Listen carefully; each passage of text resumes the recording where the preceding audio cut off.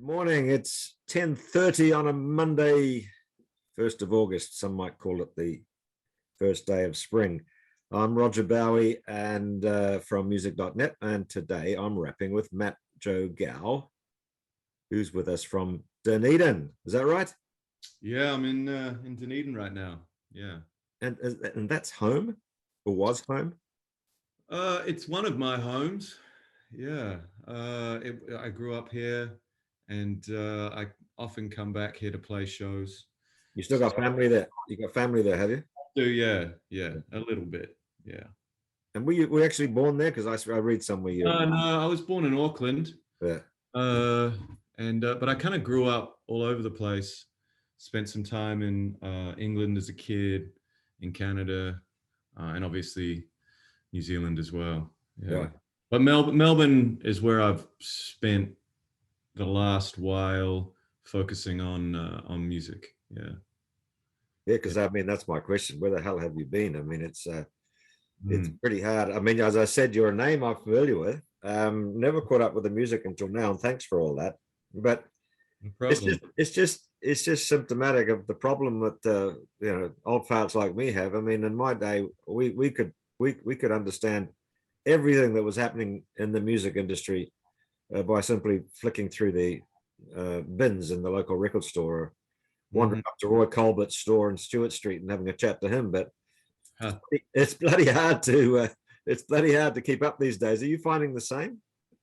Yeah, it's a different world. It's always changing. You have to adapt. I find that as a musician as well as a consumer of music. Uh, so that's definitely changed. But in terms of keeping up with artists, I have my friends that help curate what I listen to, and if it filters through certain friends that I trust, then it's good to go. Good for me to listen to. I don't really listen to the radio anymore unless it's community radio, um, because most of it's garbage. And these days I can listen to, whether it's streaming platforms where they have your own playlist algorithms, and they can suggest things. So I take note of that, and I'm not one to shun technology if it benefits me. I've been hearing that the Spotify make these algorithms up, and they're not even real bands sometimes. I mean, if you listen to a certain type of music on Spotify, it'll recommend other bands down the bottom, and I think those are pretty trustworthy. But it's nothing is going to give you the same experience as putting on an album and listening to finish. And I, whether that's on vinyl, on CD, or even if you are streaming from start to finish, I think that's a way of connecting with an artist that was the original intent when that artist was So creating. are you just old enough to still be an album guy?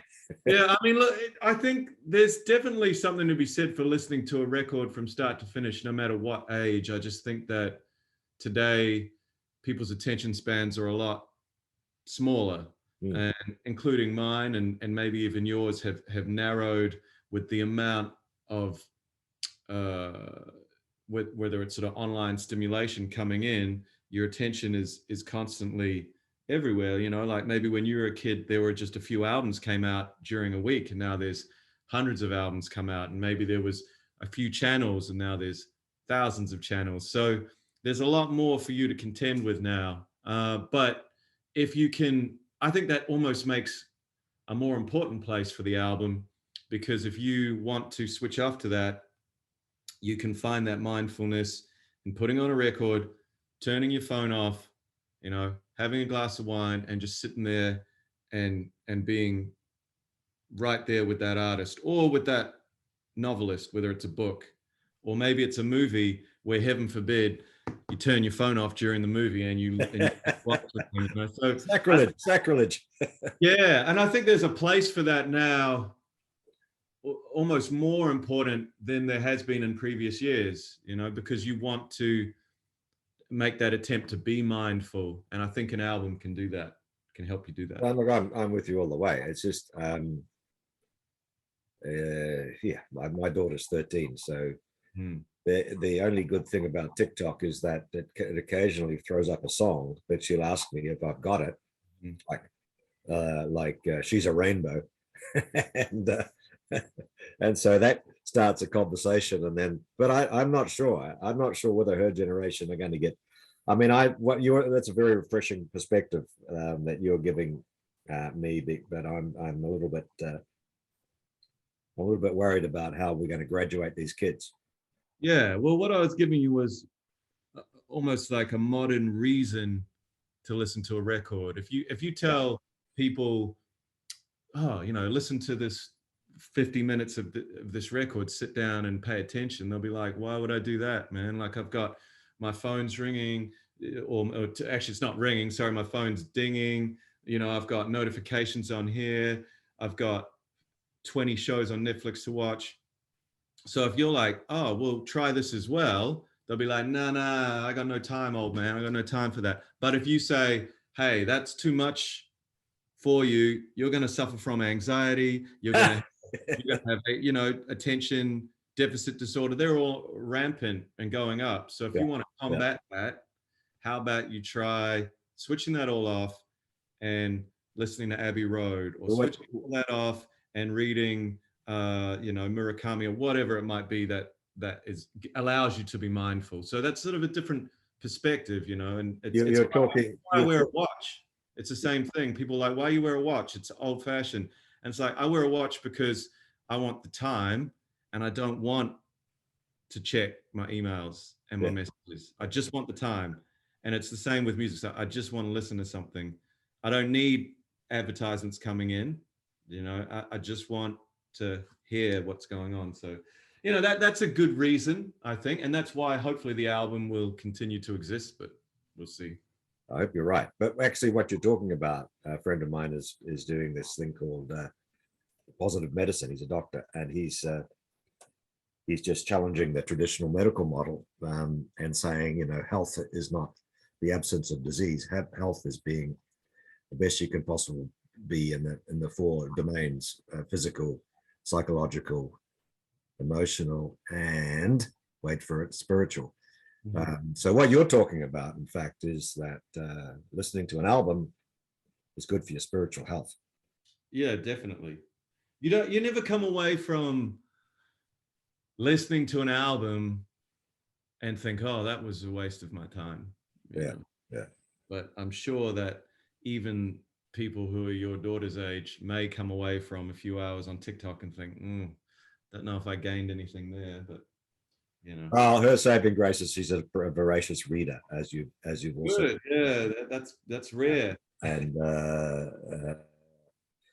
so going back to my first question, tell us about you. Where the hell have you been? I know I'm sorry to say that, but now that I've discovered you, it's a different story. But there'll be people like me out there that don't know who you are. Yeah, I'm based in Australia mainly. And that's where I've spent most of my time touring. Although I do tour in New Zealand, I toured New Zealand last year and played 40 shows, and obviously touring now back here and have a bunch of shows. So, but predominantly touring in Australia, and that's where the focus has been. And as you know, I play Americana music or alternative country music, and essentially that, I think that market and that style, that genre has grown over the decade, but it's still very boutique. But when I started, it was properly boutique. It was like a set that those people. I do know that because I'm an Americana fan. In fact, I find it also refreshing that you are owning up to being an Americana artist, because a lot of guys in the sort of country, alternate country folk musicians are somewhat hesitant about taking on that label. But I find it fascinating because it's so eclectic, and the genre is as confusing as gender these days, and Americana kind of solves the problem, doesn't it? Yeah, well, we always, like from the first record, it was almost something that I had to educate a lot of people about when I started touring, and a lot of people didn't really understand what alternative country was, and that label has now become Americana. I think that's what people have chosen to call it in the last few years. That's fine. For me, Americana was always the amalgamation of various traditional American Exactly. styles: Exactly. country, blues, folk, soul, early R&B. So that Bebop. amalgamation created Americana, and as you said, that allows you to be an eclectic and varied artist. So for me, it was the opportunity to write and combine a bunch of different styles, and it's become synonymous with alternative country. I think that's as a branding concept so that people can sell festivals and people aren't turned off by the idea of the word country. I think that's why Americana's become more prevalent. Yep. The term. Either way, it's fine by me. It doesn't bother me. I don't find the term synonymous personally. I think alternative country is slightly different to Americana, in my opinion. Alternative country leaning towards a country music sound, which is derived from the original outlaw country alternative country artist Steve Young and Townes Van Zandt and Johnny Cash. So that for me is what has led to alternative country and my first record, The Messenger, which was an alternative country record, and would be put in the Americana world now, and that's fine.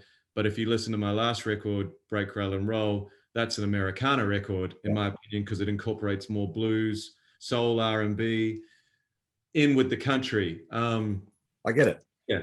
I get it. Uncle Tupelo for me was the turning point. Yeah. Uncle Tupelo, and then later in Wilco and Sunvolt. Wilco and Sunvolt, yeah. I saw Uncle Tupelo in San Francisco.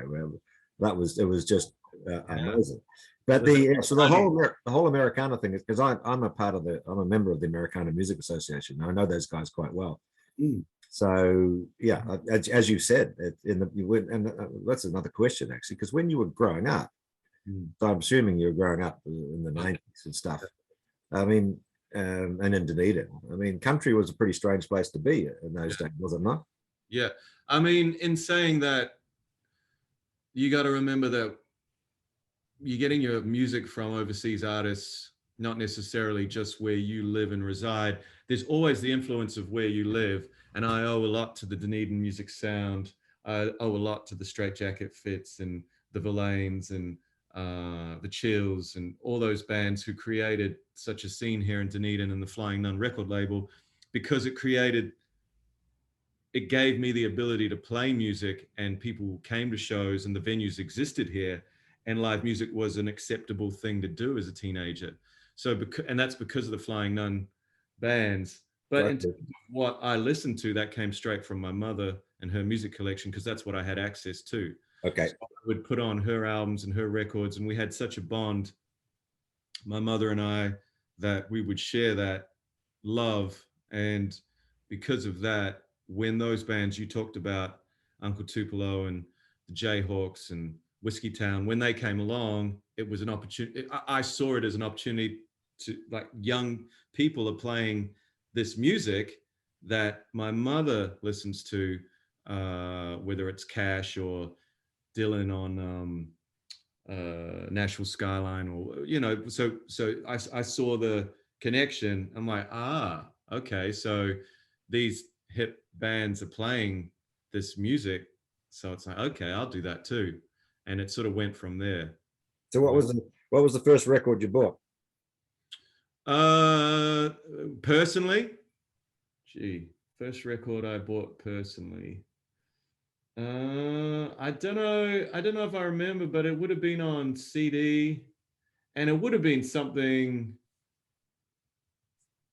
I know that I had Nevermind on CD. Yeah. In the Americana genre, I had Jayhawks, Hollywood Town Hall. Yes. That, and I later had the opportunity to play with them, which was a joy. Oh, I was a massive Grant Lee Buffalo fan. Oh yeah, okay. And I had Fuzzy, and we would listen to that a lot when I was a young teenager, which is an Americana album now, but it kind of got lumped into that alt rock world. Yep. And that was the thing for me. I didn't really know genres. I just knew what I leaned to. Yeah. So all these bands were playing guitar, and I loved lots of them in different genres, but I connected most with the bands that sounded like that. So whether it's the Black Crowes and their Southern Harmony Musical Companion, and that had that beautiful record, Stonesy, bluesy rock and roll, Creedence vibe, right? And it sounded like Creedence to me and the Stones. And I'm like, made that connection. Or I heard the Jayhawks and I'm like, oh, they sound like Jackson Brown, which is in my mother's collection. Like, oh, I made that connection. So for me, that was, and Grant Lee, as I said, who's a good friend of mine now, and those guys connected the most with me, but I didn't know what genre they were. No. Because they were all coming out in this same world, dudes playing guitar, and I just knew that connected the most. Later, I sort of realized, and we had they didn't give us the Americana hook until 20 odd years ago to start to.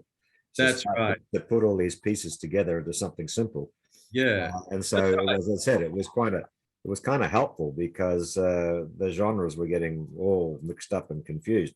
When did you decide to make music your life?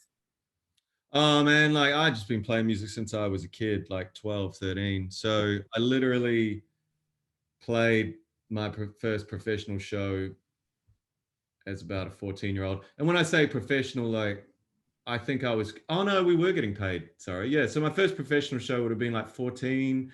And here in Dunedin, as I said, I owed a lot of that to those bands because it was just a thing you could do. I would support local acts and they would first of all just allow you to tour with them down in Invercargill and you'd sleep on the floor. And then we had a following here with like teenagers who would come to our shows underage, and we were underage, and we would just set up in a venue in the Octagon here and charge, I think, $5. I made more money playing here as a teenager than I did for many years later in Melbourne. It was almost gave me this false sense of how easy it was to be a professional musician because I was like, what? We're killing it. Did you do the busking thing? No, never. I've never done the busking thing ever. I don't personally like it. I hate busking. I'm into busking and I love buskers, but for me, it was always I don't like to be yelling to get people's attention, and so if you give me a mic and I'm finger picking on a guitar and think we get lost in a crowd. So I've never really been big on busking, although I do admire it. I don't think I've ever even busked in my whole life. There you go. I mean, I've played to audiences who weren't listening. Don't get me wrong. I don't think I've ever busked on a street corner. You've done amazingly well. There's 4 albums out, right? If I count the Dead Lead. Yeah. And there's another one. 3 solo records. Yeah. A record I did with a side project, and we have the 4th album is coming out this year. So I've just released 3 singles off that, yeah. But that would have been already out, but COVID delayed everything. I get that. Yeah, but that's good. We've got something to look forward to, and we're going to hear you sing those songs, right, in the next couple of weeks. Yeah, that's right. Just heading through New Zealand. Have a show in Dunedin Friday night, Central Otago, Ophir, like a town hall there Saturday night, and then into Gore, the country music capital, for a Sunday afternoon show. So, and then it goes on, as you know, Wellington, Auckland and stuff. So yeah. Are you playing at the I know where you're playing. Thomas Green. You're playing at the Thomas Green in Gore. That's right. Yeah. I'm heading down there. I played around those areas a fair bit. Invercargill, Winton. I love playing down in the south and cruising around Central Otago, Southland. It's beautiful. Ophir is an interesting choice for a gig. I mean, I guess the locals will come out for that. I thought that originally when I was offered the show a couple of years ago, and they they contacted me through a friend. There's like a group that organized the shows there to play the Peace Memorial Hall, and they had Delaney Davidson in there. Oh yeah. I was like, okay, he's cool. And they're like, yeah, we had him, we had some other artists. I'm like, okay. So I said yes to it, and I went down to play on as part of the tour. And I was walking down the road to the show. I was walking with one of the organizers, James, and I saw all these people walking down the road. And I'm like, where are all these people going? He's like, they're going to your show. I'm like, all these people going. And there were like 100 people. He's like, it was great. I was surprised. But you know, it shows you, like, if you get the word out there, people get a chance to listen to your music. There's definitely a demographic that are into whatever my style of music is. It's just about trying to connect with them and getting the music to them. Yeah. And that, I mean, as I say, I'm admiring you for you're on your fifth album, and you've done all that by yourself, right? You've been a musician. You're a full-time musician. Yeah. I had a label, like a large label for the first couple records. That sort of gave me a head start, and also, you know, I became somewhat disappointed in the industry, and I made a few revelations and realizations that about the industry early on.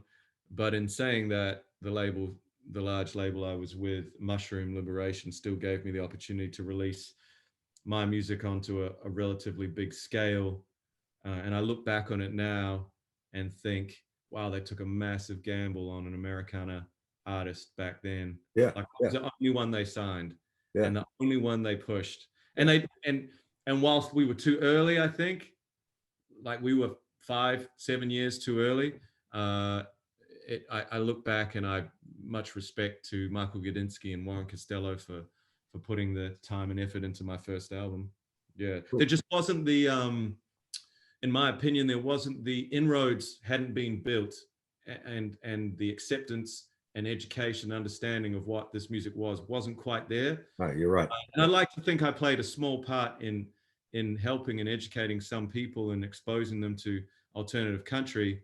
But you had Nash Chambers on that first album, didn't you? I did, yeah. Nash is a friend of mine. Yeah, Casey's a friend of mine. They're great people. I had Nash and Bill Chambers and Jim Maggini from Midnight Oil, and so we had all these people that I could never afford personally, but because we had the large label, we brought these. In fact, Nash was sort of the reason I got signed. Right, playing in a pub in Melbourne. Yeah. He's doing some good stuff. He's doing some good stuff in Nashville. Yeah. Not many people can get a town named after them, eh? Yeah, that's fun. No, look, so I've listened to all three. Thanks very much, and I do see the progression you're talking about. What's the new album? What's different about the new album? So the new album's called Between Tonight and Tomorrow, and just brought out a single called Till My Whole Heart Bursts, so people can check that out online. We brought a video out to that recently, or on my website, wherever. And the new record, as you said, the first album was, in my opinion, very much an alternative country record. The second album, 7 years, we started to branch out into incorporate some of the different styles and different influences that I had, and it incorporates more of a band vibe, more of a rock and roll vibe. And then the third album, Break, Rattle and Roll, is the sound of, I self-produced that along with 7 years, but I think it was the sound of a confident producer. I knew exactly what I wanted to do, and I wanted to flex a little bit and try to expand on what I felt Americana was. So you'll hear saxophones on that record and 10-piece band, and we have some straight blues songs and some straight country songs, and then some soul R&B. Like, I think on a song called Ransom, there's like a two-minute sort of organ intro before the song even kicks off. And we were just really trying new things and expanding, and I think we made a really big sounding record. And I was quite influenced by Exile on Main Street in the regards to, I wanted the listener to choose what they wanted to listen to, so I gave them a bunch of sounds, and you can choose if you want to listen to this guitar or this guitar or this pedal steel. Similar to when I was listening to Exile, and I'm like, I might listen to Ronnie Wood, Mick Thomas here, and you might be listening to Keith here. And so that's what I wanted to do on that record. But moving to this last record that is coming out soon, between tonight and tomorrow, I felt that I wanted to strip a lot of that away, return to what I was doing on my first record in terms of like quite a pure alt country sound. Now that everybody is Americana, I'm like, okay, well, we'll deliver alternative country to you again, like I was doing on the first record, but with my production and with what I've learned from songwriting over the decade. And I wanted to try and strip it back so it just sounds like a band in a room, 4 or 5 guys, and we'll bring in one feature instrument per song. So one pedal steel and one fiddle and one piano, and that will be the feature instrument on each song, but really focus on the dynamics of our own instruments and not utilize other instruments to create a crescendo. I just want to have it all come from what we have in the room. So hopefully it really sounds like you're just sitting in a room with a band who are playing for you, 4 or 5 guys. A really direct album. I think it's the most direct album of the 4, and I think it's probably the pinnacle of my songwriting. We'll see. We'll see. What's the date? Have you got a date for it? Not yet. I'd think in a few months. Okay. I don't have a date yet, because things are always changing at the moment. I just it's hard. Keep in touch, because we want to have a listen to that. And for sure, I'll definitely get it to you. I'll get you an advance copy. You can let me know what you think. Yeah. Oh well, that's good, mate. And you're playing solo this tour, right? Oh no, it'll be solo and with the Dead Leaves for a couple shows as well. And we got a support called Mel and the Doctor, who are a great Dunedin country duo for the show on Friday. And then a bunch of them will be solo as well. And what are we going to see in the wine cellar? That'll be me just on my own. Yeah. Okay. So you'll get all the weepy songs. No, you get a mix. That's all right. They got good beer at the wine cellar. Do they? Yeah. It's a cool venue, and I've wanted to play there a little while, so I think that'll be fun. Yeah. Well, look, it's been a pleasure to talk to you. I think I'm gonna wrap that up right now. It's a wrap with Roger. We've been talking to Matt Joe Gow. You'll get him. He's touring. He's touring the South Island from Friday or Saturday. That's right. Take a look. He's coming to the wine cellar on August the 21st. Lovely Sunday evening show. And I'll be there. We'll be looking forward to seeing you. Cheers, Matt. All right, brother. Take care.